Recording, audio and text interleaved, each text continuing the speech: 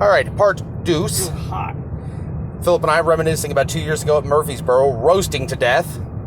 2 years ago on top of the press box, it was hot. That first season we did Horatio together was so crazy and so weird. You remember that rainstorm at Falk?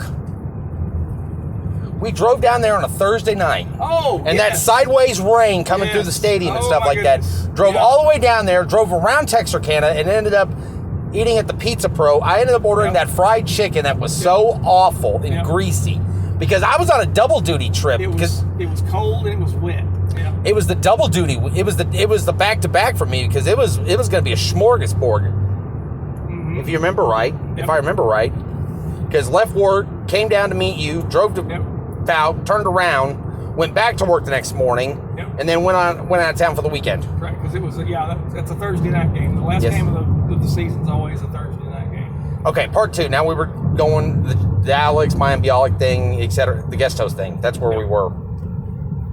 What's the Star Trek? They're talking about him. LeVar Burton. That was a disaster. The fans jumped on that bandwagon as fast as they could, and it crashed. We all knew that was coming. Never would have been LeVar Burton. I saw that one coming. I saw when the fans pushed it. I thought this ain't that'll fail miserably. Yeah. So I think that they really need to step back and kind of get a name that is not well known to do that job. I would say at least wait another year until you find a permanent host. Go through the guest host search again. Yeah. See what the Aaron Rodgers situation is with Green Bay. If it gets frictionish and fragile, go for it. Tony Romo. Hey, on paper, he's one of the best quarterbacks ever. For but Tony's too pretty boyish, and he'll never score. No, Tony's too pretty for a game show like Jeopardy. I know. I like him in the Skechers commercials, though. He's a great broadcaster. I like his Skechers commercials. But you need to get somebody that, to me, I think you need to get somebody that's not well known, somebody that understands how to manage the broadcast, manage the contestants, let them be the stars, and go that way. That's the way to go. Now, Tom Kennedy admitted the first couple of weeks he did Passport Plus when he took over as a guest host for Alan Ludd. He made so many stinking blunders. It was hilarious, though, too.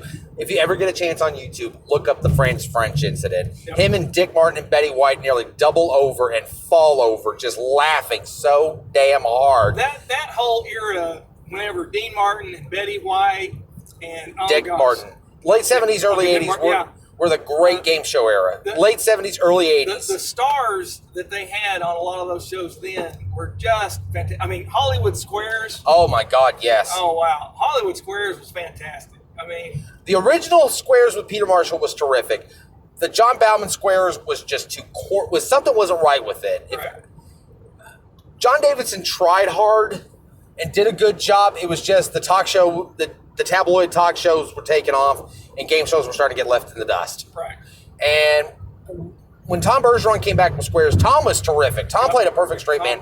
The Whoopi Squares were way too out there. No. They were too much pot. You could tell the jokes were there. I agree. When she took it, when she went behind, that was not. Now, she didn't make it work. Now, when Henry Winkler was the producer of the show, it was really good. It kind of went back to the original format a little bit, and him and Henry, because I remember once Henry pulled an April Fool's joke on Tom and everybody was so hilarious. Yeah. What was it?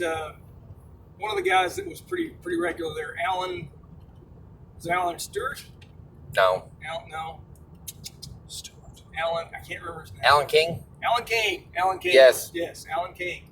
He always played the straight guy. He had those quiet jokes, but yes. he would chime in at the right time. Oh, definitely. Yeah. Gosh, Betty White was always good. I'm seeing their faces. I can't remember. I'll tell you an interesting trivia fact, though, too. Betty White is the only woman in game show history to do this. What is it? I don't know.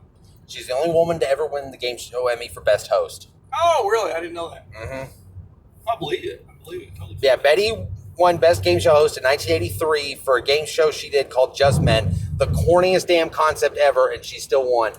Richard Dawson later joked on Family Feud when they did a game show host week, said, There's 9 of us men here, and the only two people to win the Emmys for Best Host and MC were the women, and all of us like knuckleheads all voted for them.